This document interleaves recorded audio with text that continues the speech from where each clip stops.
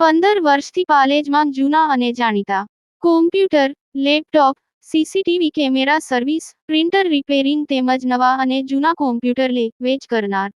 Admission form તેમજ તમામ સરકારી ફોર્મ ઓનલાઈન ભરી આપવામાં આવશે. પ્રોગ્રેસ એલાયન્સ અંકલેશ્વર અને સરદાર પટેલ સમાજ સેવા ટ્રસ્ટ દ્વારા વંદન 2026 કાર્યક્રમનું ભવ્ય આયોજન કરવામાં આવ્યું. અંકલેશ્વર એસ્ટેટમાં આવેલ સરદાર પટેલ વાડી ખાતે પ્રોગ્રેસ એલાયન્સ અંકલેશ્વર અને સરદાર પટેલ સમાજ સેવા ટ્રસ્ટ દ્વારા વંદન 2026 કાર્યક્રમનું આયોજન કરવામાં આવ્યું હતું. આ કાર્યક્રમને સૌના દિલ જીતી લીધા હતા. ગુજરાતના ઔદ્યોગિક નકશામાં આગવું સ્થાન ધરાવતું અંકલેશ્વર હવે સંસ્કાર અને પરિવાર મૂલ્યો માટે પણ રાજ્યભરમાં ચર્ચાનો વિષય બન્યું છે. આયોજિત કાર્યક્રમમાં માતૃ પિતૃ વંદનાનો કાર્યક્રમ રાખવામાં આવ્યો હતો.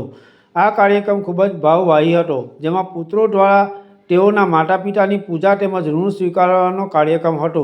સમગ્ર કાર્યક્રમ ખૂબ જ ભાવપૂર્ણ વાતાવરણમાં ઉજવવામાં આવ્યો હતો. માતા પિતા પ્રત્યે કૃતજ્ઞતા વ્યક્ત કરવાનું મંચ પૂરું પાડતો આ કાર્યક્રમ માત્ર એક સામાજિક આયોજન નહીં, પરંતુ સંસ્કાર આધારિત સશક્ત પહેલ તરીકે સામે આવ્યો હતો.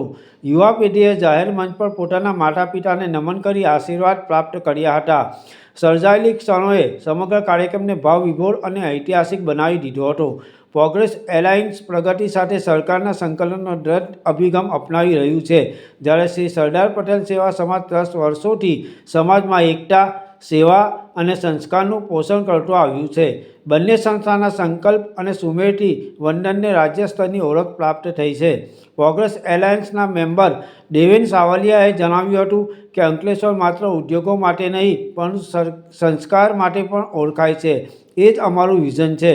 વંદન એક કાર્યક્રમ નહીં, પરંતુ સમાજને મૂળ સાથે જોડતો એક સશક્ત પહેલ છે. આ પહેલ કોઈ રાજકીય કે ધાર્મિક એજન્ડા પર આધારિત નથી, પરંતુ તેની સામાજિક અસર વ્યાપક અને દીર્ઘકાલીન રહી છે. વંદન 2026 એ રાજ્યના અન્ય શહેરો માટે પણ એક પ્રેરણાદાયી મોડેલ પૂરું પાડ્યું છે. અંકલેશ્વરે ફરી સાબિત કર્યું છે કે ઔદ્યોગિક પ્રગતિ સાથે સંસ્કારનું સંરક્ષણ શક્ય છે અને આ શહેરના ગૌરવની નવી ઓળખ બની રહી છે. પાલેજ ટાઈમ્સ, ભરૂચ.